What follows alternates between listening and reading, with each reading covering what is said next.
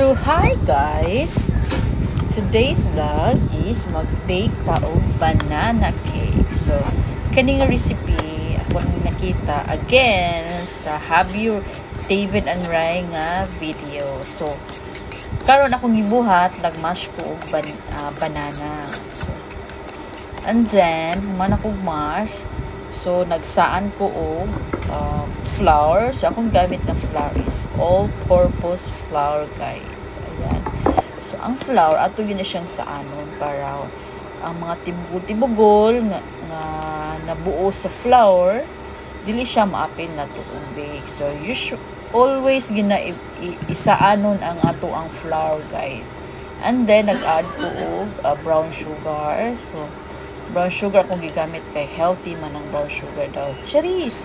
So, nag-add ko baking powder and baking soda, and then ato na siyang i-mix, guys. So, combine na ito tanang dry ingredients. So, ay, nakalimot na ko, nag-add ko og salt, guys. Siyempre, kung na-item is, nagyan na siya para, okay, to balance the taste.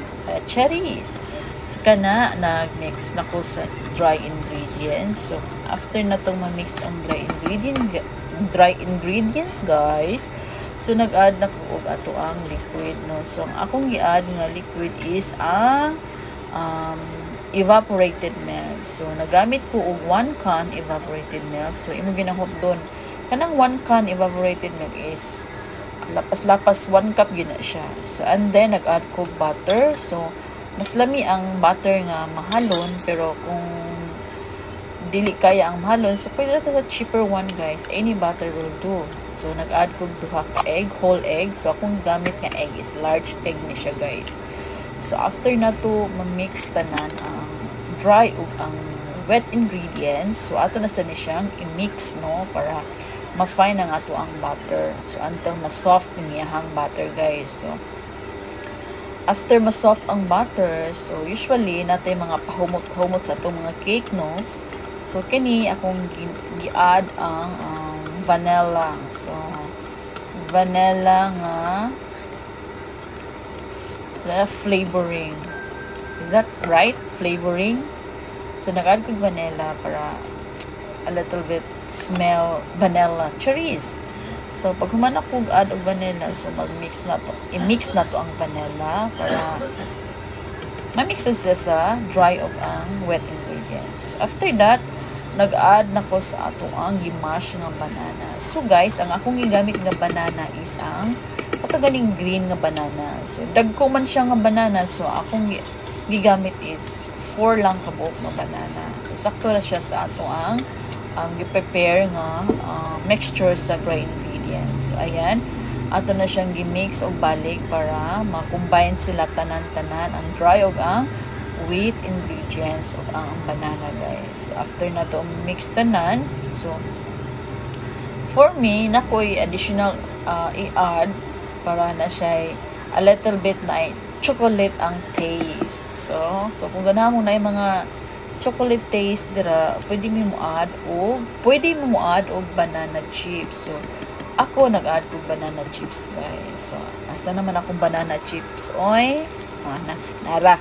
So, akong banana chips, nara. Ako i-add ang banana chips, then ako siyang i-fold. So, atong hato nato ani is i-fold ra gyud nato ang what's banana chips? Cocoa chocolate chips. My goodness. So, chocolate chips. So, dili ta mag-use o whisk kay mahumok na mo ng chocolate niya, mabungkag na siya samot.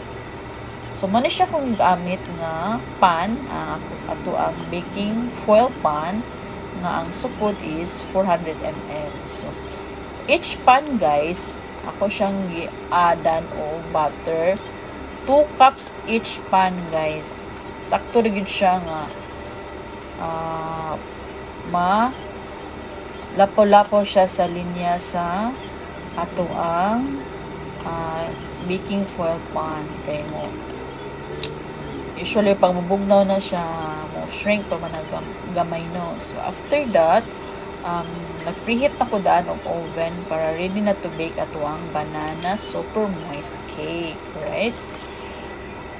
After that, guys, nag-toppings ko og almond. So any toppings nga imong ganahan, pwede walnuts, raisin, or mga dried berries, or whatever you like guys, na pwede nyong i-topping sa inyong banana cake. Pwede sa plain banana cake, that's it. Kung nihit ang budget, okay ra walay topping. So now ako nang gibutang ako ang butter sa tray para ready na ni para sa oven guys. So now ato na ni siyang ibutang sa oven, and then maghuwat na lang ta maluto siya guys ha. For ako na siyang i-bake for 40 minutes. So brown na siya. So, pwede rin nyo i-adjust ang inyong oven.